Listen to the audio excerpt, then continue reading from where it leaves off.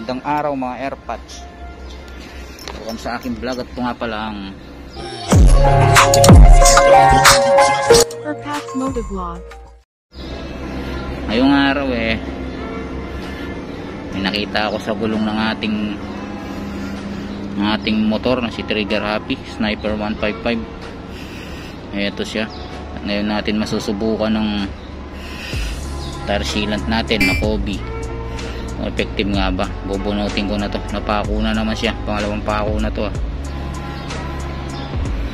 Bubunutin ko siya. Tignan natin kung effective yung ating sealant dito.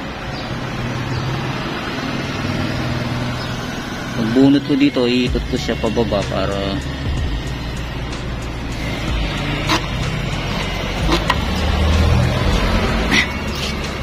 natin siya pababa agad para magano yung sealant. Tingnan natin kung gagana sealant natin ngayon. Tangina.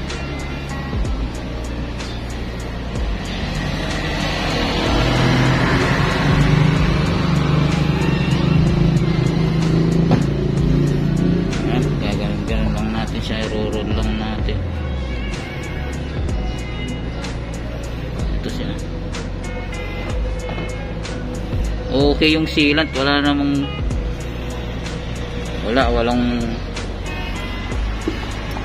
sumisingaw. Tignan natin hanggang mamaya. Ito nga pala yung nabunot kong pako. Tignan natin hanggang mamaya kung effective ba yung sealant na ginamit natin. Halos 2 oras na yung lumipas, hindi pa rin lumambot ang ating gulong. Okay pa rin siya. Wala naman akong napapansin na sumisingaw. Kaya kung gusto mong hindi sumakit ang ulo mo sa mga pako-pako sa gulong mo, gumamit ka na ng tire sealant. Ako yung ginamit kong tire sealant ay Kobe tire sealant.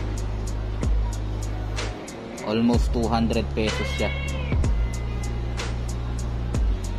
Dalawa na yun 200 pesos almost.